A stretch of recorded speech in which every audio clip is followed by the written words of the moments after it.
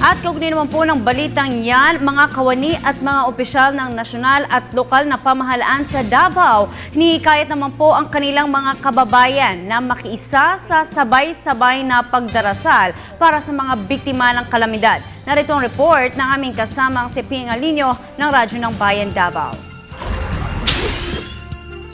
Una nang nagparating ng pagsuporta si Davao Oriental Governor Corazon Malañaon para sa pagdarasal ng lahat sa gaganaping unity prayer ngayong hapon sa buong bansa sa pangunguna ni Pangulong Benigno Simeon Aquino III.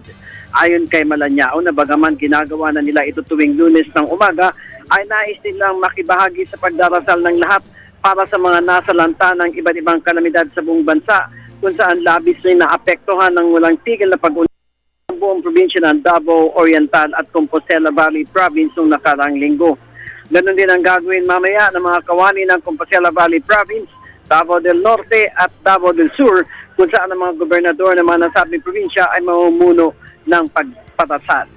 Ang nasabing panawagan ay ipinanatili sa kanilang mga tanggapan noong pang nakaraang linggo na ang karamihan sa mga ito ay nasalanta na walang humpay na pag-ulan dulot ng low pressure area na naranasan noong nakaraang linggo dahil ng pagbaha, mudslide at landslide sa mga bayan ng Compostela o probinsya ng Compostela Valley, Davao Oriental at maging sa Davao del Norte at Davao del Sur na kumitil ng 15 katao pagkasira ng mga infrastruktura, pananim at pagkawasak ng mga tulay.